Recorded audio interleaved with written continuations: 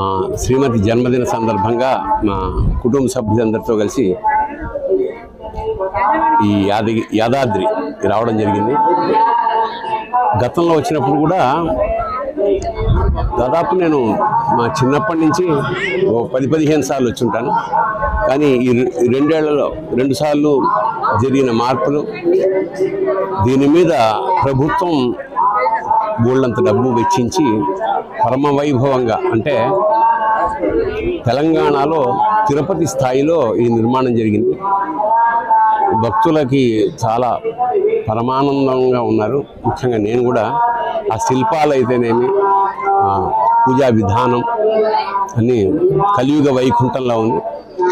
భక్తులు అధిక సంఖ్యలో యాదగిరిగుట్టకు వచ్చి దర్శనం చేసుకుని చరితార్థులు కావాల్సిందిగా ప్రార్థిస్తూ ఓం నరసింహాయ.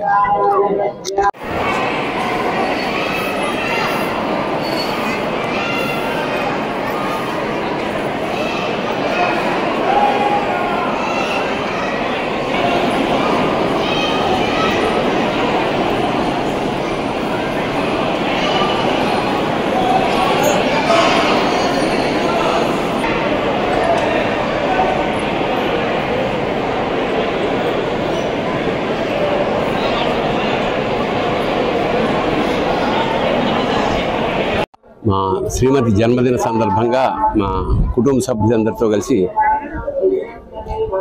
ఈ యాదాద్రి రావడం జరిగింది. గతంలో వచ్చినప్పుడు కూడా దాదాపు నేను మా చిన్నప్పటి నుంచి 10-15 సార్లు వచ్చి ఉంటాను.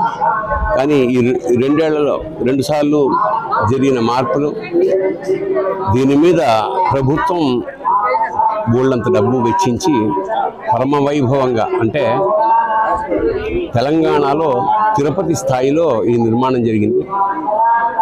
భక్తులకి చాలా పరమానందంగా ఉన్నారు. ముఖ్యంగా నేను కూడా ఆ శిల్పాలు అయితేనేమి, పూజా విధానం అన్నీ కలియుగ వైకుంఠంలో ఉంది. భక్తులు అధిక సంఖ్యలో యాదగిరిగుట్టకు వచ్చి దర్శనం చేసుకుని చరితార్థులు కావాల్సిందిగా ప్రార్థిస్తూ ఓం నరసింహాయ.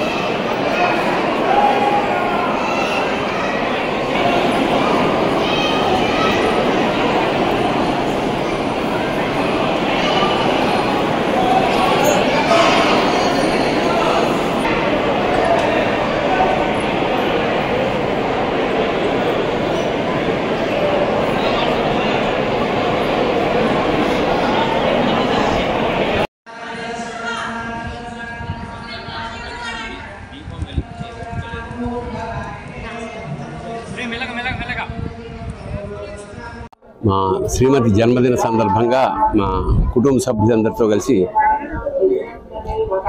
ఈ యాదాద్రి రావడం జరిగింది. గతంలో వచ్చినప్పుడు కూడా దాదాపు నేను మా చిన్నప్పటి నుంచి 10-15 సార్లు వచ్చి ఉంటాను.